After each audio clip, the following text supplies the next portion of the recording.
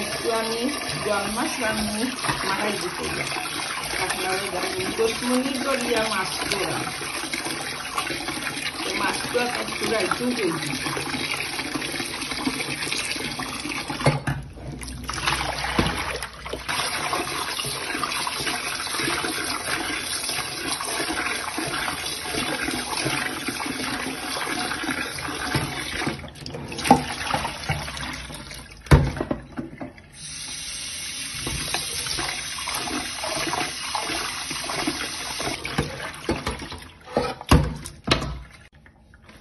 ওই তো কাউল দিলাম আরো দিব আমার লবণ 1 প্যাকেট লাগে মাছের দ্বারা খাইতে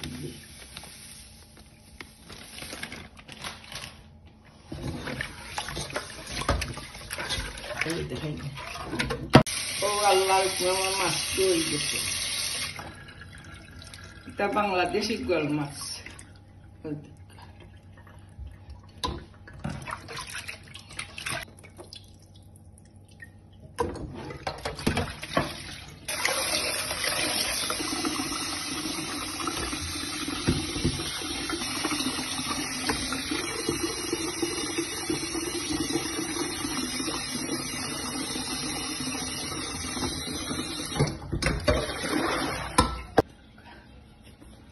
ou digamos fiéis.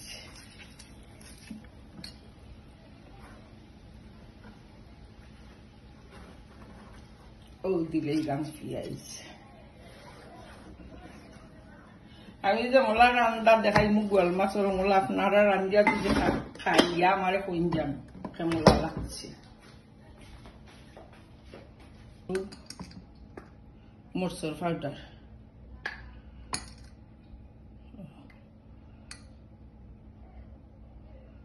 মরিচ খাই বেশি গোয়াল মাছ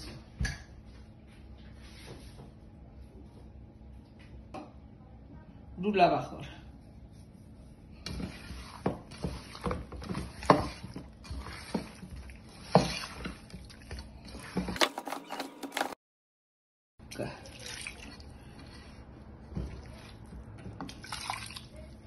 তখন দিমু তেল গোয়াল মাছের তো তেল উঠা তেল তেল হইত গোয়াল মাছের সঙ্গে এর লাগে আমার নাই যে বোতল ডাল দিতাম ও দিমু 1 চামচ লবণ এরপরে মাছ মজিয়ালে আপনারা দেখাইনি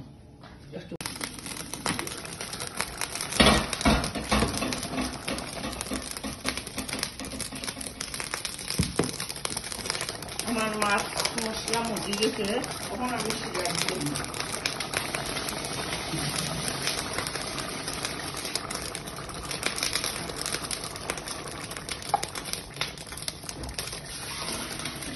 সে সালনটা একবার লাগিয়ে হলুন পাগল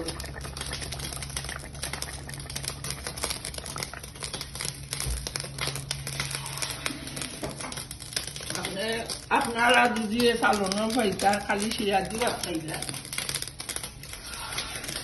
দেখাইয়া দিলাম মহলার আর দিন যান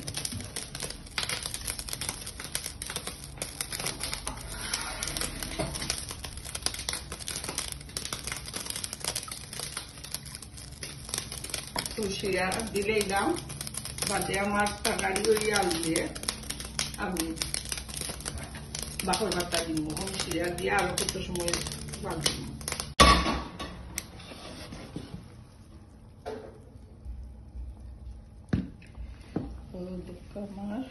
আমার বাকর ভাতা দিয়া লামাই দিব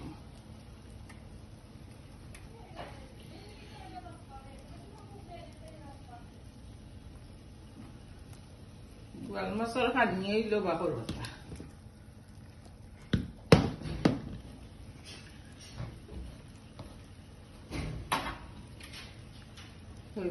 মাছের